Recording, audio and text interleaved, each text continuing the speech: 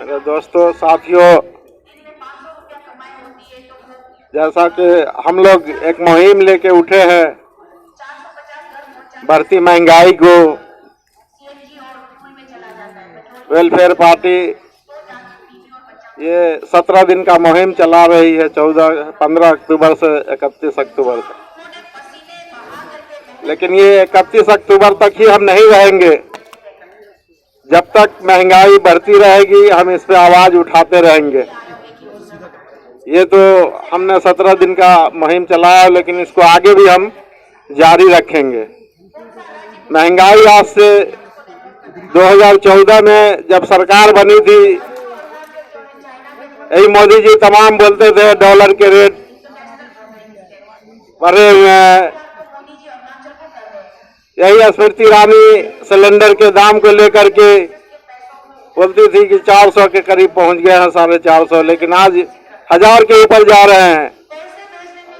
आम आदमी परेशान है, बल्कि जो घरों में उज्जवल योजना जो चलाई है प्रधानमंत्री, इसको लेकर तमाम ये प्रचार कर रहा है। तमाम पेट्रोल पंप तमाम जो है ये अपना होर्डिंग लगाए हुए हैं, बोल रहे हैं उज्जवल भारत से मैंने इतने घरों में सिलेंडर दे दिया।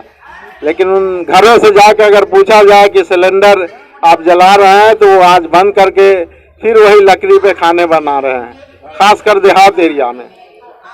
और ये जो है इनकी अब तक जो सरकार चल रही है, ये जुमलेबाजी की वजह से चल रही है।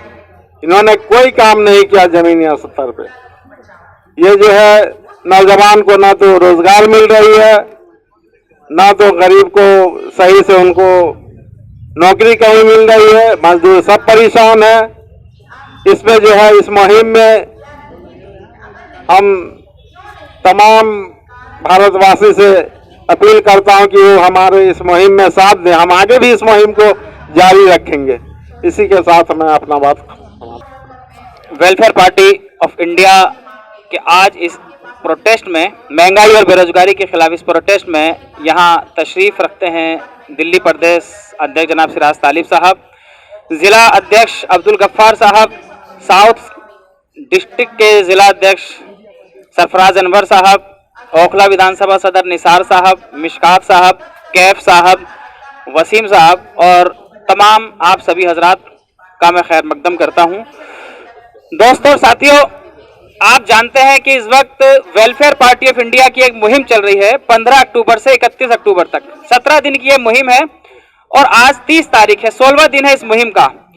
तो इन 16 दिनों के अंदर वेलफेयर पार्टी ऑफ इंडिया ने पूरे देश के अंदर छोटे बड़े प्रोग्राम किए, नुक्कड़ सभाएं की, पब्लिक रैलीज की, स्टेज प्रोग्राम्स किए, सेमिनार्स किए, डिबेट्स करवाई।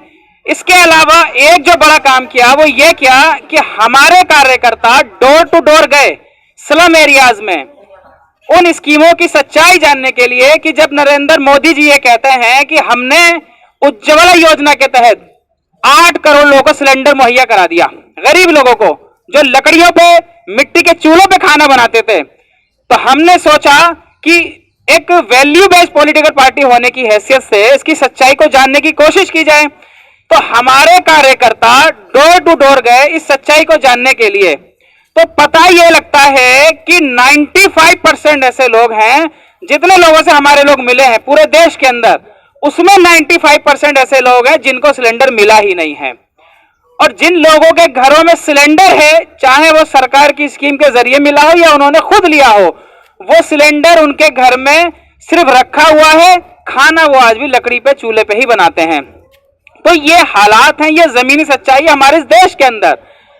प्रधानमंत्री जन योजना की अगर बात की जाए तो जो देश का गरीब है, जो देश के मजदूर हैं, वो लोग जो इतना भी नहीं कमा पाते हैं कि अपने परिवार को 3 टाइम खाना खिला सकें, उन लोगों को इस योजना से फायदा पहुंचना चाहिए।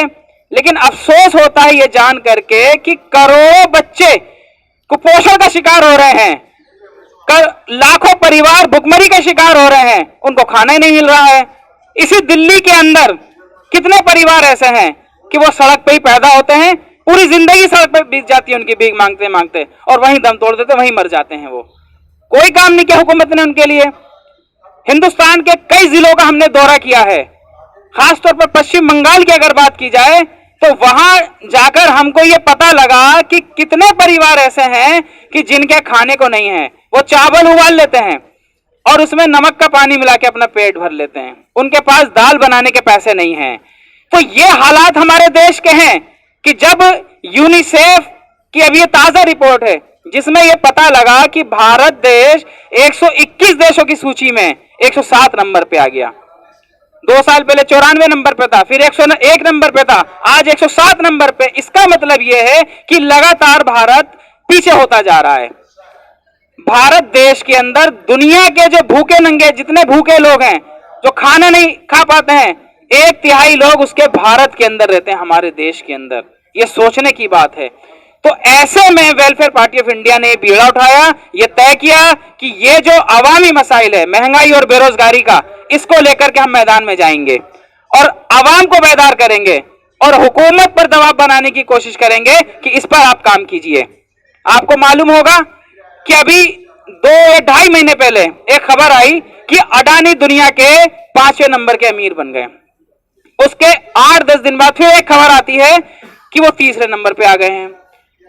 तो आप सोचिए कि कुछ लोग तो ऐसे हैं मुट्ठी भर कि जिनके पास बेशुमार दौलत है और इतनी तेजी से वो लोग आगे बढ़ रहे हैं कि वो मतलब दुनिया के शीर्ष स्थान पर पहुंच रहे हैं। और एक तरफ बड़ी तादाद ऐसे लोगों की है जिनके पास खाने को नहीं है। तो ये जो असमानता है भारत के अंदर, इसको खत्म होना चाहिए। तो हम लोग वक्त वक्त पर इस तरह की मुहिम चलाते रहते हैं कि ये चीजें खत्म होनी चाहिए। भारत देश सबका देश है, किसी एक मजहब का, एक वर्ग के मानने वालों का देश नहीं है। हुकूमत में जो लोग बैठे हुए हैं, जिस आइडियोलॉजी को प्रमोट करने वाले लोग हुकूमत में बैठे हैं, आप जानते हैं कि वो क्या मंसूबे रखते हैं, वो किन चीजों को प्रमोट कर रहे हैं। जिस तरह हुकूमत की पॉलिसीज हैं, हुकूमत जो कानून बनाती है, वो पूंजीपतियों के हित के लिए होते हैं, जबकि यहाँ की जो आवाम है उसमें बड़ी तादाद जो है गरीब और मजदूरों की। 80% लोग ऐसे हैं कि जो गरीब और मजदूर हैं। तो प्रति व्यक्ति यहाँ कितनी आय है आप जानते हैं। तो ये जो चीजें हैं इन पर काम करना चाहिए। तो ये इस वक्त जो हिंदुस्तान का राजनीतिक कल्चर है, आप जानते हैं कि कितना आसान है राजनीति पे कामयाब होना। एक धर्म के, एक कम्युनिटी के मानने वालों के खिलाफ कोई भड़काऊ बयान दीजिए और वो हीरो बन जाते हैं, राजनीति में बहुत जल्दी मकबूल हो जाते हैं वो लोग।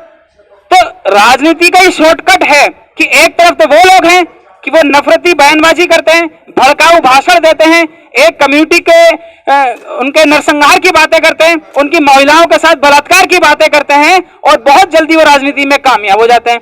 और इसी तरह एक तरफ हम लोग हैं कि हम ऐसे में शॉर्टकट ना अपनाते हुए कि भाई जो देश के जो बुनियादी मसाइल हैं, हम लोग सिर्फ उस पर काम करेंगे, उस पर लोगों को साथ में लेकर आएंगे। तो वेलफेयर पार्टी ऑफ इंडिया एक वैल्यू बेस्ड पॉलिटिकल पार्टी है। महंगाई और बेरोजगारी हम ये मानते हैं कि ये देश का सबसे बड़ा मुद्दा है, चाहे देश के किसान हो, चाहे मजदूर हो, चाहे छात्र हो। बेरोजगारी की अगर बात की जाए तो कितने छात्र, करोड़ों छात्र आज की डेट में ऐसे हैं कि जो कॉलेज से पास आउट हो रहे हैं, प्रोफेशनल कोर्स कर रहे हैं, टेक्निकल डिग्रियां ले रहे हैं, उसके बाद उन्हें पता लग रहा है कि नौकरियां नहीं है सरकार के पास में।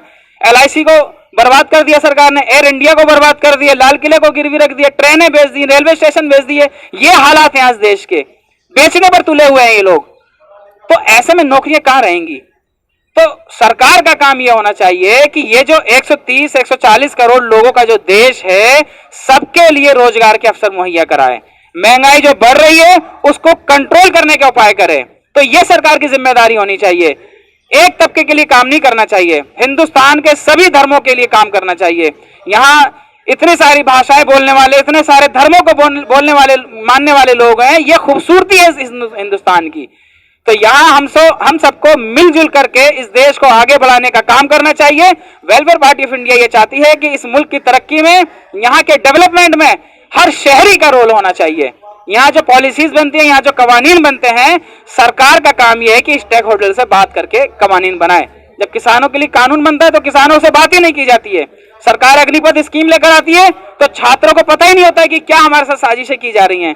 तो ये चीजें खत्म होनी चाहिए। तो इन्हीं मांगों के साथ वेलफेयर पार्टी ऑफ इंडिया ये 17 दिन की मुहिम चलाई थी, लेकिन इसका मतलब ये नहीं है कि ये मुहिम चलाकर हम लोग बैठ जाएंगे। हम लोग इसके बाद भी लगातार इस पर काम करते रहेंगे और कोशिश करते रहेंगे कि आवाम को अपने साथ जोड़ने की कोशिश की जाए। बहुत बहुत शुक्रिया।